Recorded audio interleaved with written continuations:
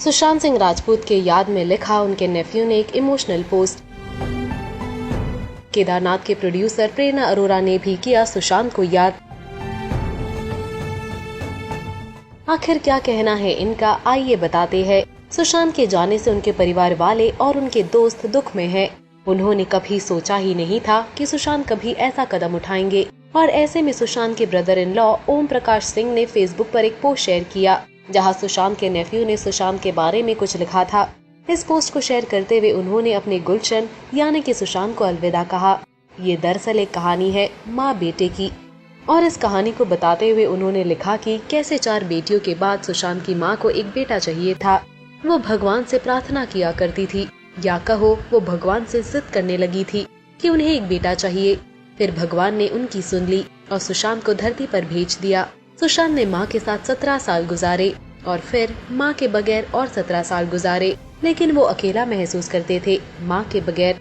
कहानी के हिसाब से सुशांत अक्सर दूरबीन लिए अंतरिक्ष को निहारते रहते थे और चमकते तारों को देख अपनी माँ से बात करते थे और कहते थे खुद तो चली गई, मुझे इधर उलझा गई। और शायद इसी दुख को भगवान भी झेल नहीं पाए और उन्होंने सुशांत को इस दर्द से मुक्ति दिला दी और अब वो माँ के साथ है। सुशांत अब अपनी माँ के बाहों में है और वो खुश है।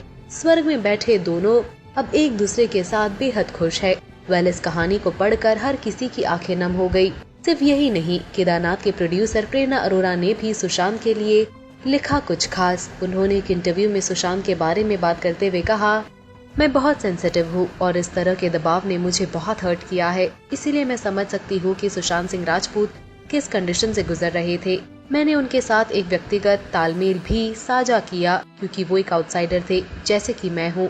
हमने बहुत समय साथ बिताया है और हम फोन पर अक्सर बातचीत करते थे। मैंने कुछ महीने पहले भी उनसे बात की थी, इसीलिए मैं उनके दर्द को समझती हूँ और मैं उनके बारे में कहना चाहती हूँ कि वो एक चैंपियन, एक प्रतिभाशाली व्यक्ति, इंटेलिजेंट और हाइपर सेंसिटिव इंसान थे। वो इतने सेंसिटिव थे कि वो छोटी छोटी बातों को दिल से लगा लेते थे। मैं अक्सर उनसे कहती थी कि इन बातों को दिल पर मत लो क्योंकि ये सब अटेंशन के लायक ही नहीं है।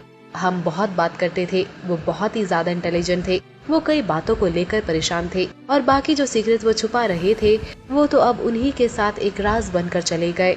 मैं भगवान से प्रे करूंगी कि उन्हें जस्टिस मिले, स्पेशली सुशांत के पेरेंट्स और फैमिली को। अब कहानियां बनाने की कोई जरूरत नहीं है, इन्वेस्टिगेशन जारी है और सच जरूर बाहर आएगा।